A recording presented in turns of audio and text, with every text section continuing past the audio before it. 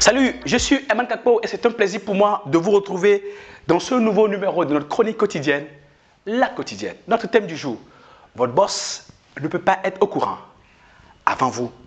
Qu'est-ce qui arrive souvent lorsque un gros client est fâché? Il appelle le boss.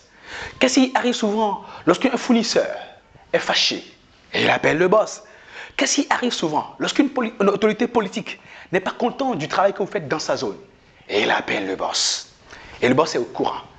Et naturellement, votre boss va vous dire, mais hey, écoute, qu'est-ce qui se passe? Et vous dites, non, je ne sais pas de quoi vous parlez. Est-ce que vous n'avez pas appris qu'il y a peut-être des choses? Non, je ne suis pas au courant. Oh non, non, non, non, non, pas du tout. Non, non, non. Vous ne pouvez pas dire à votre boss, je ne suis pas au courant. Parce que s'il est au courant avant vous, ça veut dire qu'en réalité, excusez-moi de peu, ce que vous êtes appelé à faire, ce que vous êtes supposé contrôler pour lui, ce que vous êtes supposé aménager pour lui, manager et garantir en termes de performance pour lui, vous n'êtes pas en train de le faire. Si votre boss est au courant avant vous, ça veut dire que vous ne vous informez pas, que vous ne faites pas le suivi. Soit il a des taupes, peut-être, au sein de votre équipe, qui l'alimentent en information. Si votre boss est présent en premier sur le terrain avant vous, oh non, non, non, vous êtes en sursis. Un jour, j'étais en train de parler avec un superviseur sur une plateforme aéroportuaire. Il m'a dit, Eman, j'arrive. Il dit, mais qu'est-ce qui se passe? Il dit, mon boss m'appelle. Il dit, mais il est où? Il est sur le terrain. Pourquoi? Apparemment, il y a un incident. Il dit, mais mince, comment tu t'es arrangé? Et tu n'as pas au sein de ton équipe un informateur qui soit en mesure de t'informer de ce qui se passe sur le terrain avant ton boss. Et ton boss a réussi à avoir un informateur qui l'a informé. Tu es en train de manager l'équipe. As-tu vraiment le contrôle de l'équipe?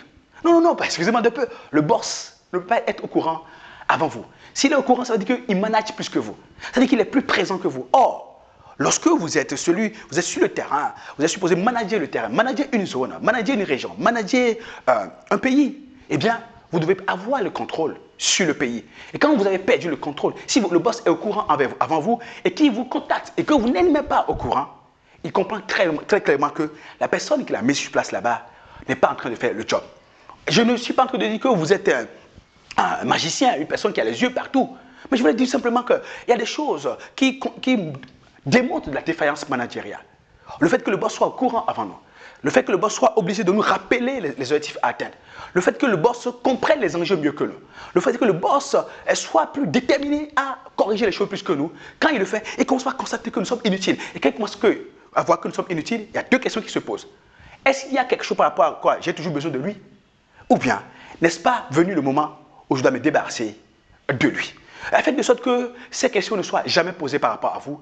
Et pour ça, contrôlez votre organisation, contrôlez le système qu'on vous a confié à gérer. Prenez l'information, allez sur le terrain, lisez les rapports, vérifiez encore et encore, plus que quiconque, et surtout, plus que votre boss, pour qu'il ne soit pas au courant avant vous.